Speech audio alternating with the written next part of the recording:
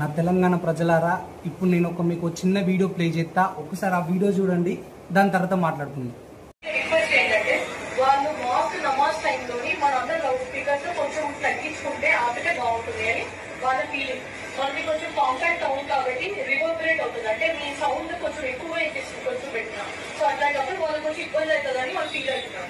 So అది మనందరం కూడా కోఆపరేట్ చేసి let us do it. And that will be the third day, devotional day.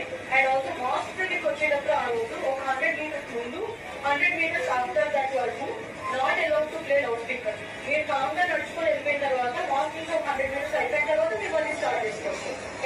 ఇప్పుడు మీరు చూసిన వీడియోలో ఉన్న పోలీస్ ఆఫీసర్ మన తెలుగు రాష్ట్రాలలో, తెలంగాణనో ఆంధ్రానో నాకు తెలియదు, బట్ ఆమె చెప్పే మ్యాటర్ ఏంటి అంటే, మన వల్ల వాళ్ళకి ఇబ్బంది అవుతుందని చెప్పేసి మనల్ని సౌండ్ తక్కువ పెట్టుకోమని చెప్పిళ్ళు.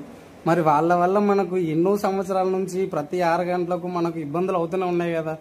మరి మనందరి తరఫున కూడా మేము రిక్వెస్ట్ చేస్తాను, వాళ్ళని కూడా మీరు కొద్దిగా మైకులు పెట్టకుండా ఆపేస్తే బాగుంటుంది కదా. మాకు వచ్చేది సంవత్సరానికి ఒకసారి.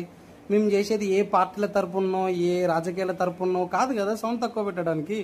మా సంబరాలు, మాకు సంవత్సరానికి ఒకసారి వచ్చే పండుగలు, అవి కూడా మేము మెల్లగా ఇంట్లోనే జరుపుకోవాలి అది ఇది అంటే ఎలా కుదురుతుంది మేడం? మా అందరి తరపున కూడా చిన్న రిక్వెస్ట్, మీరు కూడా వాళ్ళందరినీ ఒకసారి సౌండ్ అనేది మొత్తానికి బంద్ చేయమని చెప్పండి.